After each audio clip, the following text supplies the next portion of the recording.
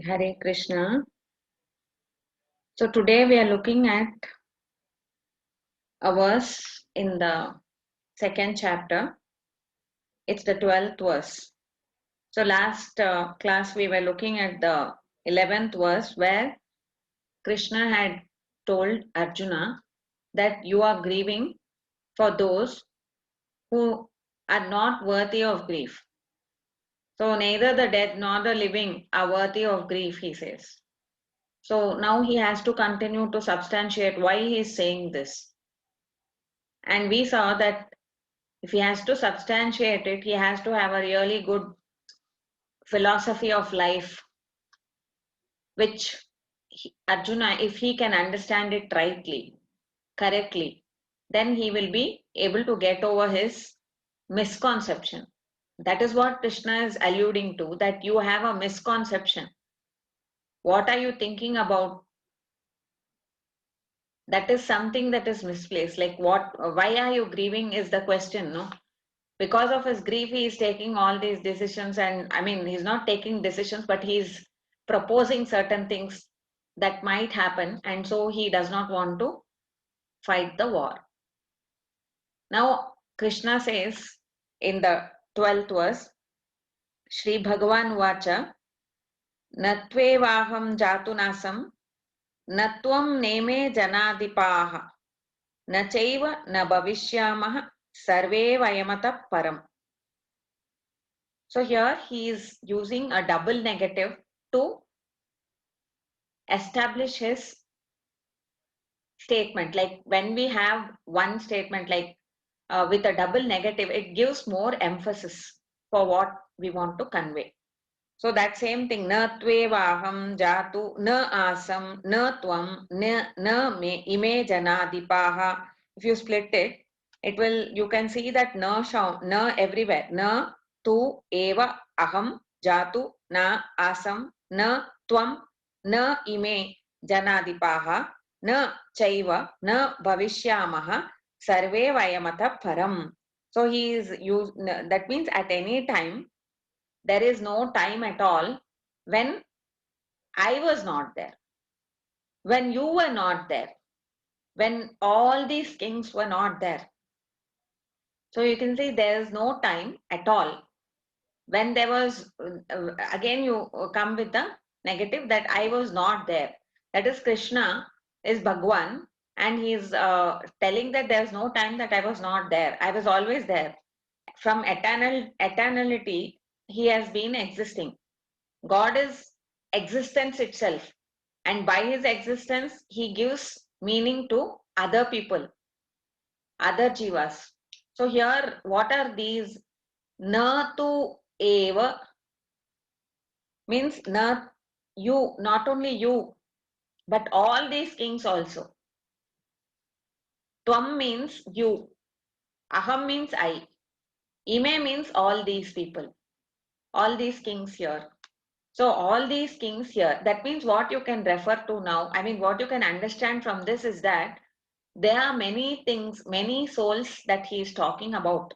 He talks about himself and Arjuna, and then he refers to everyone that is assembled there individually as these kings. So if we say these kings, that means they're all separate king. Each one has one identity of his own. And this identity, that is what is the soul.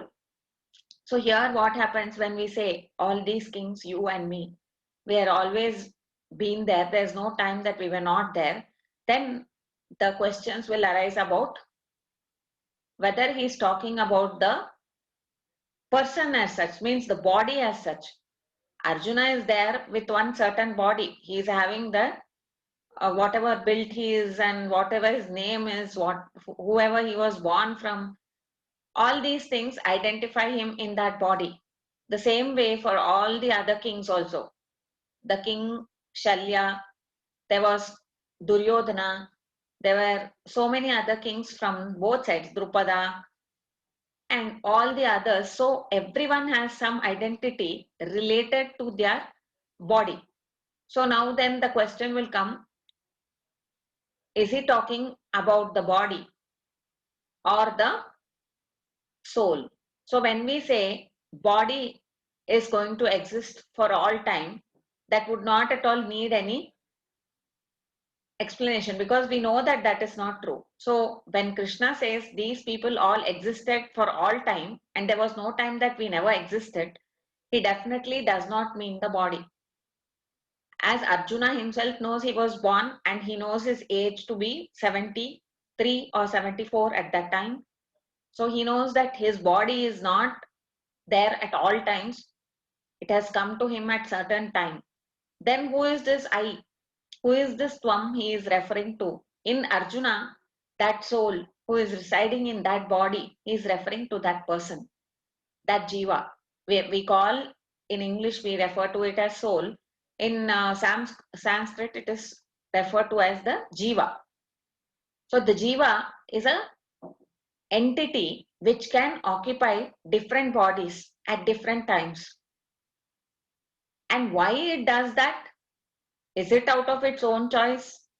What are the reasons? All these things will involve a lot of discussions which will be coming to later.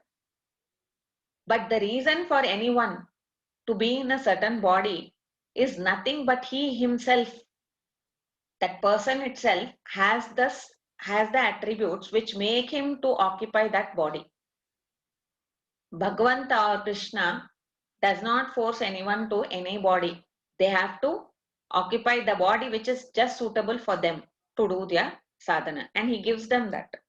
So na chaiva na bhavishyamaha. So here he's saying, na, did we not exist? Na asam means we were not there. There's no time when we were not there. So this obviously refers to the past. When time comes, we always have to think about past, present and future. We don't need to discuss about the present in this context, because they already assembled there and Krishna and Arjuna are standing in front of each other. There's no need to say anything at all about the present. They all know that they are there now. So what is required is the past and the future. So he says about the past first, and then he says na chaiva. Na chaiva gives more emphasis to state that they are all going to be there. Means certainly. Na chaiva means nacha eva, means certainly they are not going to be there, he said. Means they are always going to be there. That is very certain, he says. So this reference in the Vedanta, everyone is agreed upon one theory, that God is always present. God is of infinite attributes and he is always there. Okay, then what about the jivas? For that there are many philosophies. In our philosophy, like what is Krishna saying here, it matches exactly, like, because we have individual, people are individual to themselves. They don't have any overlapping. Like each one is unique in their own sense. And each unique soul is whom Krishna referring to at this point. Telling all these kings. So the kings he is referring to is not the body, but the soul inside, which is very obvious, because the king as such, he knows his birth of date. Before that, he knows that this body was not existing. And he knows many people who have passed leaving the body. So the question of the body being there all the time never arises. But still, we have to attend to it also. So that attention will be given in the coming verses. What is the body and how it changes?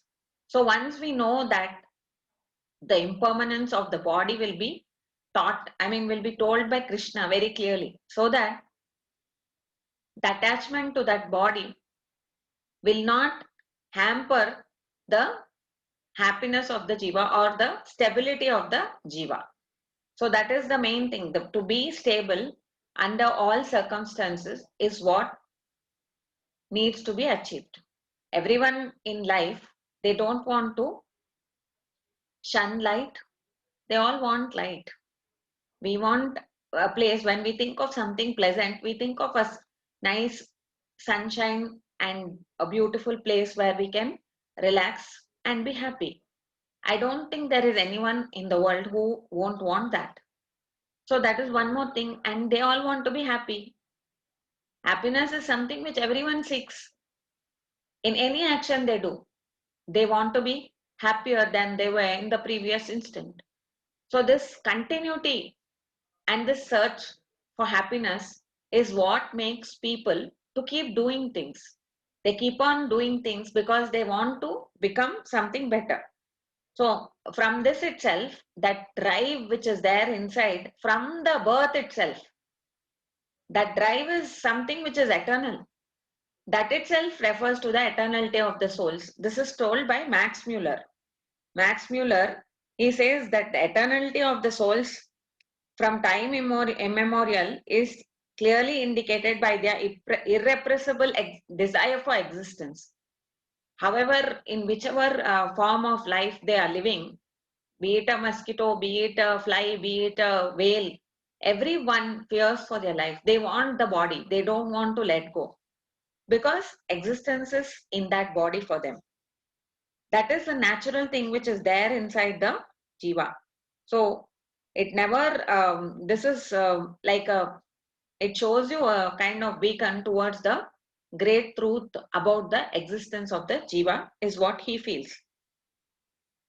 So in this, Krishna speaks of himself to be the eternal person, and he gives himself as one of the standing examples. Because most people agree about the God being always there, eternality of God. Many people don't have a doubt about that. Vedanta. In Vedanta means the Vedas proclaim God is always there, and the Vedas itself are always there. So giving him as the reference point, he is telling that ever since I existed, even you existed. That means ever since doesn't even come into the picture because it's been there always. So from time immemorial, you cannot even place one time to it. There's no timeline when there was no God or when there were no souls. So here the main and important concept that is being brought out by Krishna is the eternal coexistence of the jivas as well as God. What is the difference between God and the jivas? That will be told in the coming verses. Many more verses will be there, and I mean, it's not so easy that we can understand it so quickly, but still, the concept has to be like looked at. And there are many viewpoints on this. Different people have different thoughts about it. What Acharya Madhva says is that when you want to understand a certain truth, you should have 3 points that you should bear in mind. One is the testimony of the Veda. That is why in the beginning, when I introduced the Bhagavad Gita, I talked about the Veda being immortal and the Veda being the source of knowledge of God. Any other thing which you can see with your sense, I mean, which you can grasp with your sense organs, you don't need a particular testimony for it. You know that by looking, you know that this is this. But God cannot be accessed through any of the indriyas. So we need something substantial to give us the truth about him. And that is where the Veda comes in. Vedas are told to be Akshara. They are never lost. They are always there in the atmosphere. To the person whose mind is tuned to that, they can grasp the truth intuitively. Okay, so that is the first point. The testimony is given by the Veda. Second one is whatever the Veda says, if you can experience it and through inference, if you can understand it, then it shows you the truth.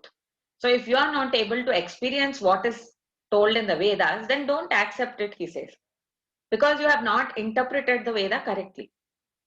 Very easy to understand this. If you want knowledge about a certain thing which is not accessible to your senses, then you need the Veda, which is eternal, and you need to experience what is told in that and then infer from it. So these three are the basic requirements for knowledge. So based on this, we have to interpret the verses here. So you have to also do the same. listen to this. Okay, this is not Veda, you might say, but Vedas are also Veda is what is condensed into different forms, and one of them is the Bhagavad Gita. It's called as there's a thing called as Prasthanatraya. Prasthanatraya means the three texts which can support the theories of the Veda. So with the way theories are being supported means the same viewpoint is there. So Bhagavad Gita holds the same viewpoint and it is being told by the Bhagwan himself. So here we have to keep the same thing in view. What is Krishna saying? He's saying that you have existed always. And then every one of us here, we have existed always. And God has always existed. So these this is the main point that he is telling, that no future time is also there, that we won't exist.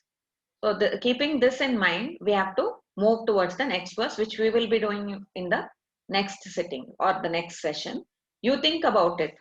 Think about the individuality of the people whom you have met. Think not just about the people. You can think about any creature in the world, how it struggles to live, to be continuing in that place. And the moment it is born also, you have seen birds in their nests. They want food because they know that food is what gives them survival. How do they know that? That is the memory of their the soul which tells them this. Means the soul has its own memory, and that enables the whichever form of life it takes the soul, it still knows that food is important, safety is important, predators will be around, they have to be careful. All these things are innately known to the jiva or the soul. But of course, it takes time to express in the childhood or in the baby form. All they are very vulnerable because their strength is not that much in that body. But the fact remains, at least for sustenance, they do seek out something or the other. So we have to think more about these concepts. For today, I think this is much more than enough.